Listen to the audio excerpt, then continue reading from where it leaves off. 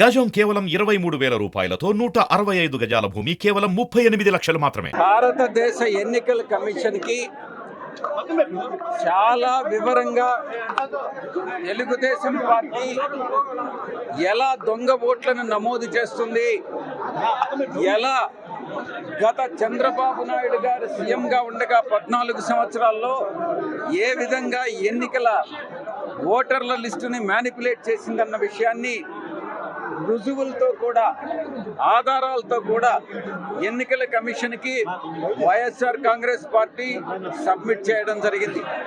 ఎన్నికల కమిషన్ తప్పకుండా చర్యలు తీసుకుంటామన్నటువంటి హామీ ఇవ్వడం జరిగింది. సార్, ఇప్పుడు మూడో లిస్టులో మన ప్రకాశం జిల్లాకి కొంతమంది ఇవ్వలేదు, అదేవిధంగా పార్టీ కొంచెం దూరంగా ఉన్నారు, జగన్ అపాయింట్మెంట్ ఇవ్వలేదని చెప్పి బాలినేని గత 3 నుంచి అయోమయంలో ఉందని కార్యకర్తలు ఆవేదనలో ఉన్నారు. బాలినేని వాసన్న గారికి ఎటువంటి సమస్య లేదు. ఆయన ఈ యొక్క జిల్లాకు సంబంధించి అత్యంత విలువైనటువంటి నాయకుడు మన జిల్లాకి. ఆయనకు పార్టీలో ఉన్నటువంటి ప్రాధాన్యత ఏ రోజుకి తగ్గదు.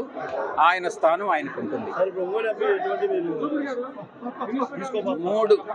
మూడు లిస్టులు రిలీజ్ చేయడం జరిగింది, విడుదల చేయడం జరిగింది. త్వరలో 4 ఇంకొక లిస్టు కూడా రిలీజ్ చేయడం జరుగుతుంది.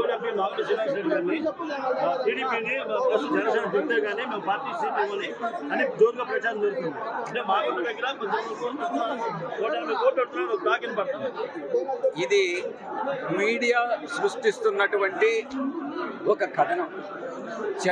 తెలుగుదేశం పార్టీ సృష్టిస్తున్నటువంటి ఒక కథనం.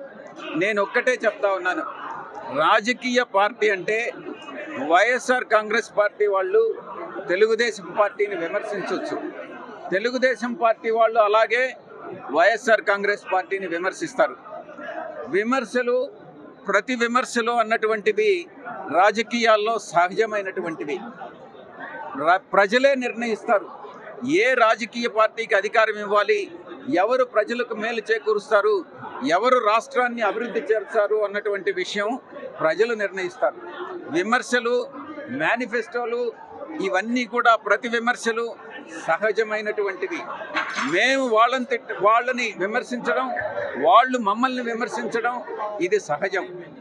మా నాయకుడిని తెలుగుదేశం పార్టీ వాళ్ళు విమర్శించినప్పుడు మా నాయకుడి పట్ల చేసినటువంటి విమర్శల్ని తిప్పికొట్టడం అన్నటువంటిది మా యొక్క బాధ్యత.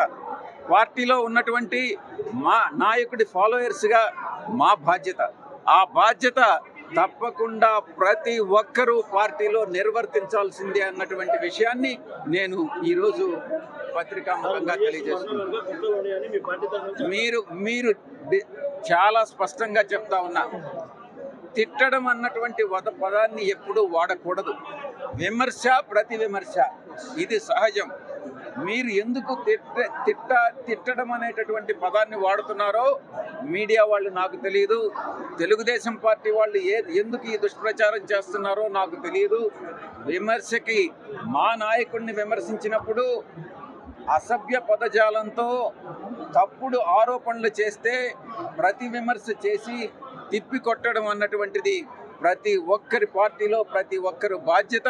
ఆ బాధ్యతను ప్రతి ఒక్కరూ నిర్వర్తించాల్సిందే అన్నటువంటి విషయాన్ని నేను ఈ యొక్క సభాముఖంగా